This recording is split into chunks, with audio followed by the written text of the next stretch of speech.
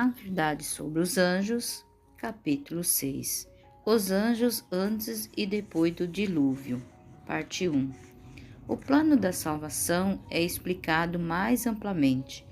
Anjos mantiveram comunicação com Adão após a queda, informando sobre o plano da salvação e explicando-lhe que a humanidade não estava fora da possibilidade de redenção.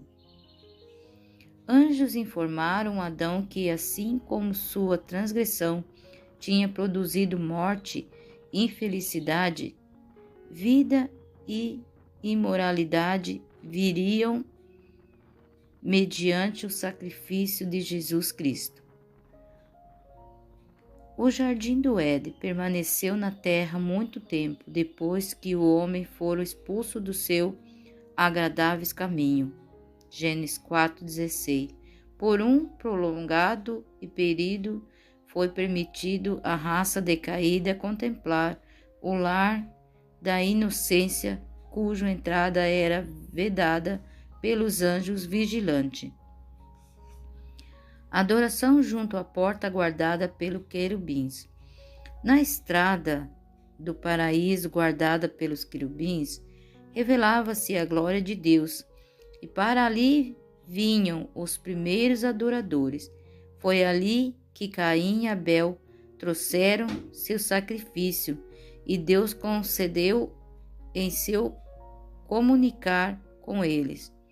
O Santíssimo não podia negar a existência do Éden enquanto este permanecesse à vista.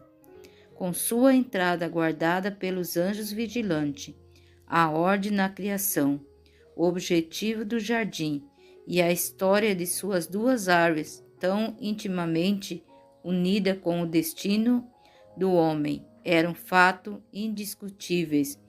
A existência e suprema autoridade de Deus, bem como a obrigação imposta por sua lei, eram verdades que os seres humanos demoraram para colocar em dúvida enquanto Adão esteve entre eles. Caim e Abel tinham sido instruídos com respeito à provisão feita para a salvação da humanidade. Deles era requerido que praticasse um sistema de humildade, obediência, mostrando sua reverência a Deus, em sua fé no Redentor prometido, dependendo dele por meio da morte dos primogênitos do rebanho e da solene apresentação do sangue como uma oferta queimada a Deus. Caim estava disposto a seguir estritamente o plano de obediência e procurar com um cordeiro para oferecê-lo, com a fruta da terra. Apenas tomou do fruto da terra e desrespeitou as exigências de Deus. Abel aconselhou o irmão a não ir adiante do Senhor sem o sangue do sacrifício. Caim, sendo o mais velho, não quis ouvir seu irmão. Abel trouxe dos primogênitos de seu rebanho e do melhor, como Deus havia ordenado, e cheio de fé no Messias por vir e com humilde reverência, ele apresentou sua oferta e Deus aceitou. Uma luz brilhou no céu e consumiu a oferta de Abel. Caim não observou manifestação de que sua oferta tivesse sido aceita. Irou-se com o Senhor e com seu irmão. Deus condescendeu e enviar um anjo para conversar com ele. O anjo inquiriu quanto à razão de sua ira e informou de que se ele fizesse o bem e seguisse as orientações dadas por Deus, ele o aceitaria, estimaria sua oferta. Contudo, se ele não se submetesse humildemente aos planos divinos, crendo e obedecendo, Deus não poderia aceitar a oferta. O anjo declarou a Caim que isso não era injustiça da parte de Deus, ou parcialmente mostrada para com Abel, mas que era em consequência de seu pecado e desobediência à expressa ordem de Deus, que ele não aceitaria a oferta, e se ele agisse corretamente, seria aceito por Deus. Mesmo depois de ser assim fielmente instruído, Caim não se arrependeu. Era sua inveja e orgulho, contendeu com Abel e reprovou. Enquanto Abel justificava o plano de Deus, Caim se tornou tão enraivecido que sua ira cresceu e ardeu contra Abel, até culminar no assassinato do irmão. Adão e os anjos instruíram os antediluvianos. As vantagens dos homens daquela época, antes do dilúvio, para adquirir conhecimento de Deus, mediante suas obras, nunca foram igualadas desde então, e assim, longe de ser uma era de trevas religiosa, foi uma época de grande luz. Todo o mundo teve a oportunidade de receber instruções de Adão, e os que temiam o Senhor tinham também a Cristo e os anjos como seus instrutores. Os seres humanos naqueles dias, antes do dilúvio, viviam quase 1000 anos, e anjos os visitavam com instruções providas diretamente de Cristo. Enoque escutou dos lábios de Adão a dolorosa história da queda e a preciosa promessa da condescendência, graça de Deus em oferecer o dom de seu Filho como Redentor do mundo. Creu nela, sobre ela repousou. Enoque era um santo homem, servia a Deus com singeleza de coração. Compreendeu a corrupção da família humana e separou-se dos descendentes de Caim, reprovando-os por sua grande maldade. Seu coração se agitava ao testemunhar diariamente como pisavam a autoridade de Deus. Decidiu separar-se deles e gastar muito de seu tempo em solidão, devotando-se à reflexão e oração.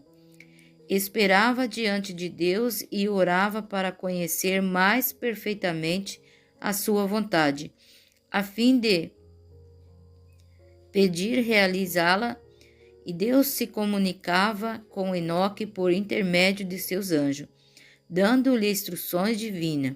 O Senhor lhe revelou que não suportaria para sempre a rebelião do ser humano, que seu propósito era destruir a humanidade pecadora pelo derramamento de um dilúvio de água sobre a terra.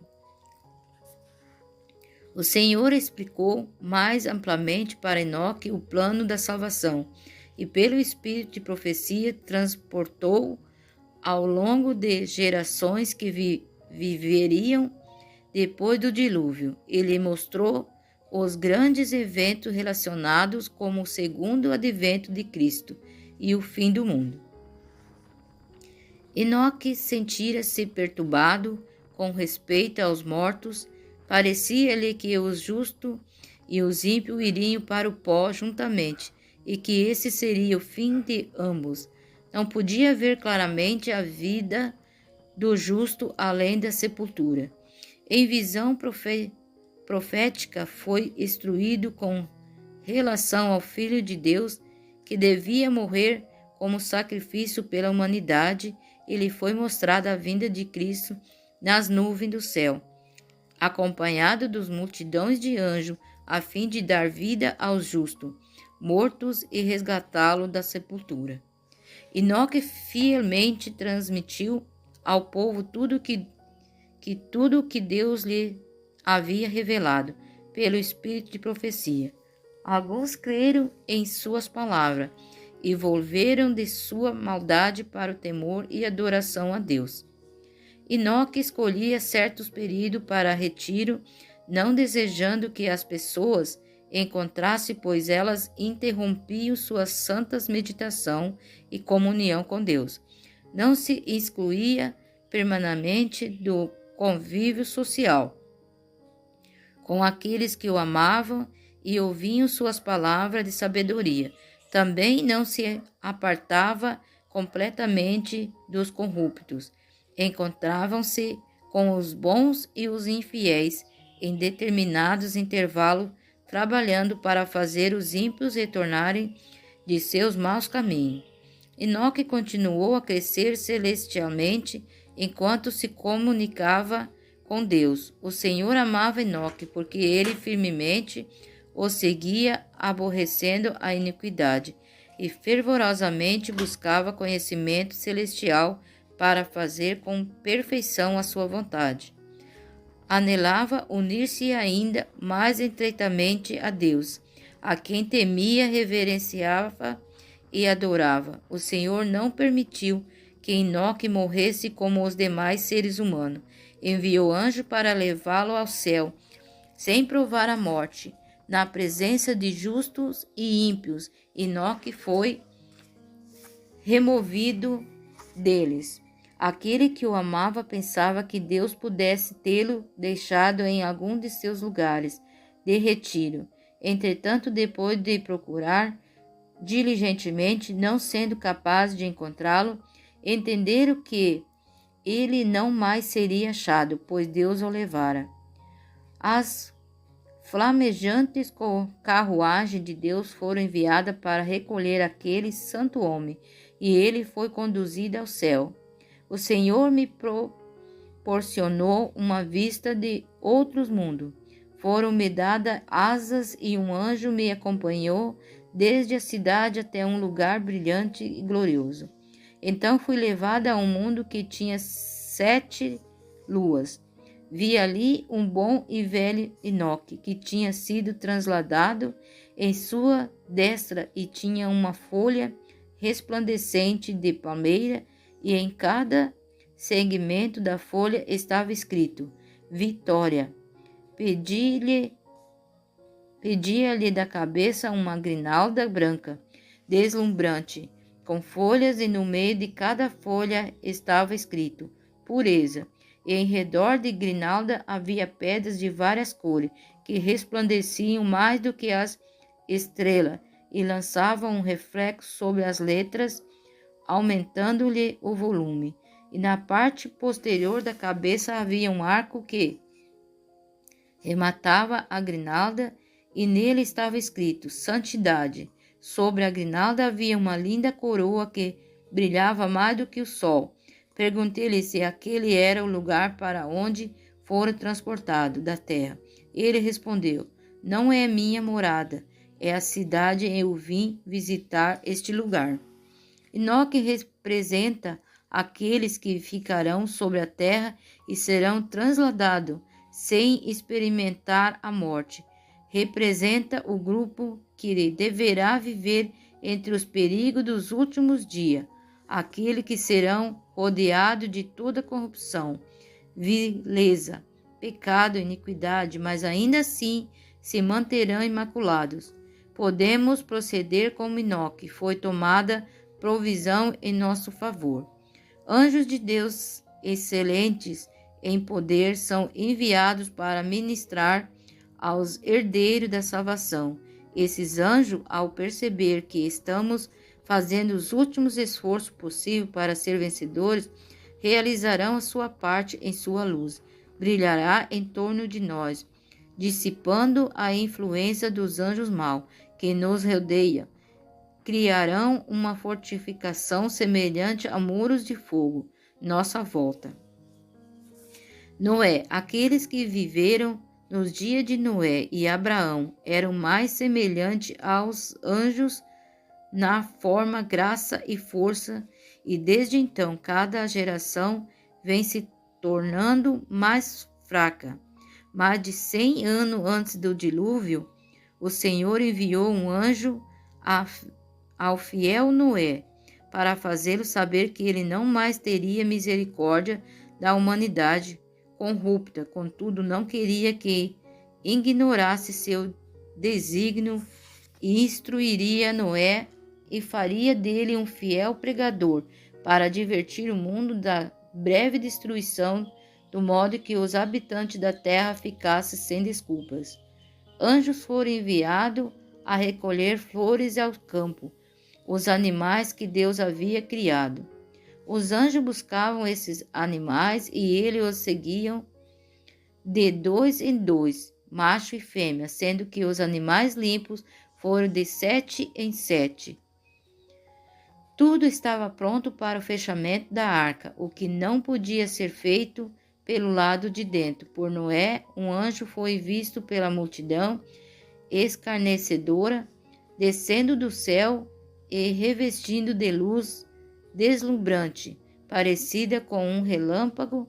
Ele fechou a porta maciça e então tomou outra vez seu caminho em direção ao céu.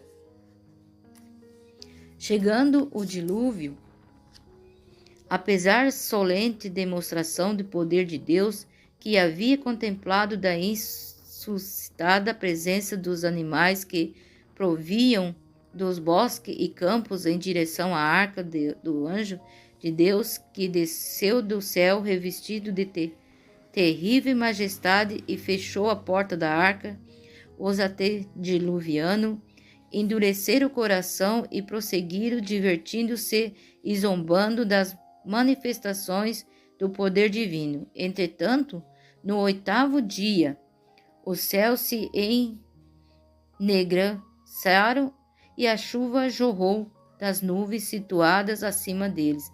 Era algo que jamais havia testemunhado. O temporal aumentou em violência até que as águas pareciam jorrar do céu em cataratas. Atos de água surgiram na terra com indestrutível força, lançando rochas macias e centenas de metros de altura para em seguida caírem e serem sepultadas nas profundezas da terra.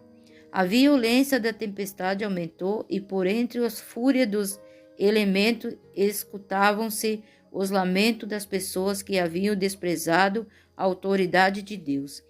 Árvores,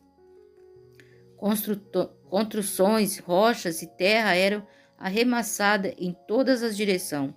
O terror de seres humanos e animais ultrapassava qualquer destruição. Até mesmo Satanás, obrigado a permanecer em meio aos elementos em fúria, temeu por sua vida. Anjos excelentes em poder guiaram a arca e a preservaram do perigo a cada momento durante o tenebroso temporal de 40 dias e 40 noites. E preservaram da arca representou um milagre de Todo-Poderoso.